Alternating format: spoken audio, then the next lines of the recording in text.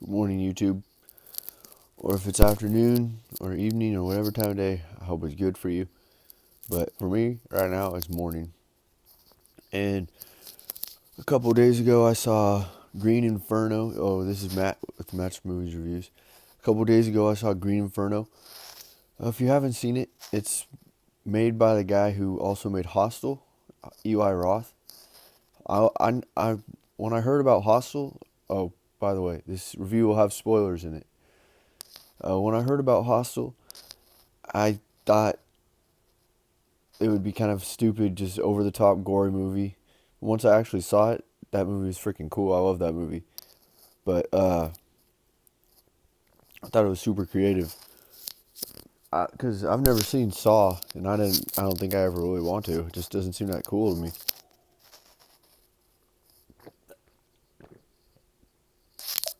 But anyways, I saw Green Inferno, and if you saw the ads for it, it doesn't show anything about the movie. It just says who it's made by, Eli Roth, and it just shows people's faces in the audience watching it. And I thought that was pretty interesting. I thought it was going to be monsters or something fake, like something make believe, like fantasy, but it's not. What the movie's actually about is a group of college kids, like Hostel, and they're at college and they see these people protesting on the campus, and they're like making fun of them and da da da. And one of the girls gets kind of interested in this guy, the leader of like the protest, and uh, they end up approaching her and saying, uh, "Hey, how are you?" Da, da. And they're like, "By the way, you should come to the meeting." She's like, "Oh no, I'm not really into that." And he's like, "Don't think, act." And he says it all serious, and she gets kind of taken back from it. Well, it turns out she goes to it, and they were on a hunger strike. And during the meeting, she makes fun of him for being on the hunger strike. She says, "What are you going to do about all these problems in the world? Are you going to starve yourself?" And they're like, "Oh, well, you're not welcome here anymore. You don't need to be here." And she wants to prove to them that she is serious about changing the world, about whatever it is that they're serious about too. And uh, so what they decide they want to do is go to Peru, where they're chopping down rainforests, and chain themselves to trees and to equipment to stop the people from doing it, for to help save the indigenous tribes, or I don't remember if they're trying to save the tribes or the trees, but they want the people to stop chopping down trees. And so they convince her, this naive young college girl who's got a successful business father, and she kind of she kind of lies to her father and tells him that she's going across the whatever, and yeah.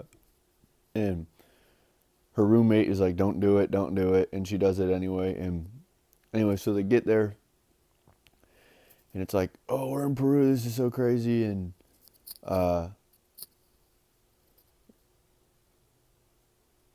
oh, sorry, I just got a text message.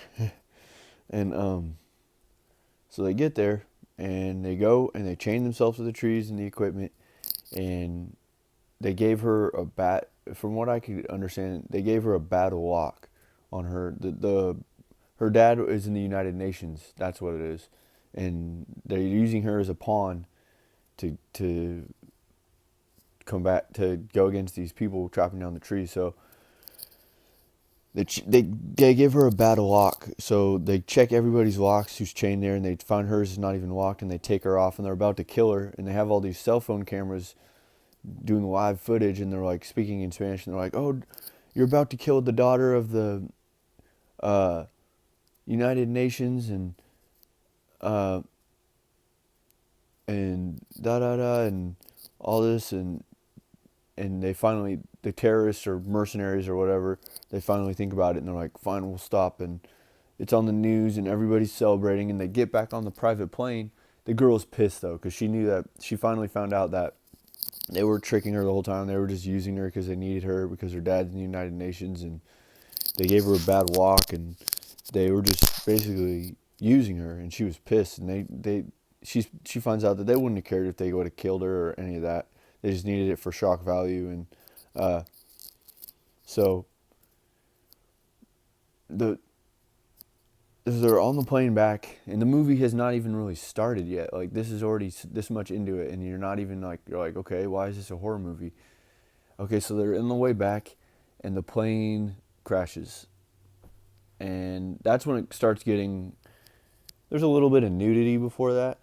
It's kind of weird, but it's like just kind of the way the movie is, I guess. But that's when it starts getting like shocking. Like during the plane crash, people get like dismembered, and people was like hanging in a tree, and then her parachute or her seat, the cord that's not a parachute, the cord that's hanging her in the tree like snaps, and she's like ah, and like falls right on top of herself, like in top of a metal chair on top of her, and like other guy like gets up and he's like in shock from the crash, and he like walks into a spinning propeller that's crashed on the plane. He's like and like there's some gory stuff right at the beginning, and that's pretty much. But and it's like, ooh, it's crazy. But so what happens is they're trying to find the GPS in the plane crash, and the natives come and blowgun them and hunt them, and then that's when the movie gets crazy. And that the natives, some of the actors and the college kids, they seem kind of like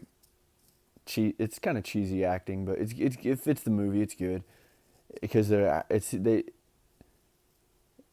fits it. But it's I'll continue. Sorry. So the natives come. I don't want to ruin the whole movie, but the natives come and they capture them, and some people survive, some people don't. They're cannibals. The natives are cannibals. There's the people get turned against each other. The the captives, the college students get turned against each other. You go into this world of these headhunter culture, and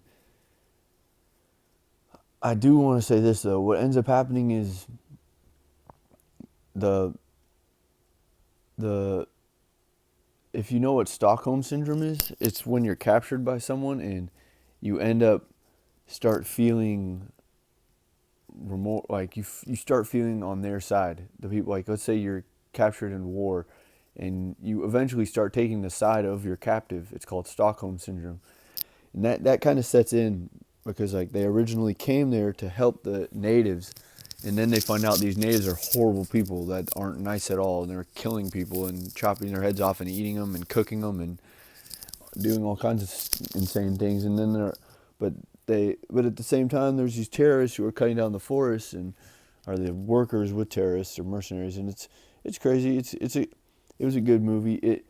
What I wanted to say was the the um the actors. It's like a cult classic. Like I've brought up Evil Dead before, and if you watch that movie, sometimes the acting in it is like kind of poor, but it's like what makes it the movie, and that's how it is. It's like I see it being a cult classic for sure.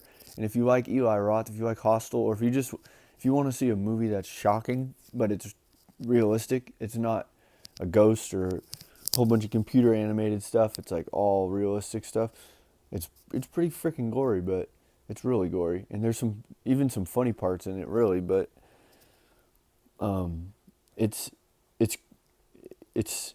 I would say go see it in theaters. Don't wait for it to come out. Go with your special someone or with a group of friends that will like to talk about it afterwards, and because it'll make you think and it trips you out. But I would definitely go see it in theaters. I saw the whole theater myself, and I left afterwards feeling like kind of creeped out. Like I don't even know how to explain it. Just like it was good. It was pretty cool. I was kind of disappointed when I learned what it was because I didn't had no idea what it was until I saw it because of the previews. But it was I would definitely go see it in theaters, especially if you like like shocking or like thriller movies. I would go see it. Well, that's kind of a long review, but anyways, God bless. See you next time.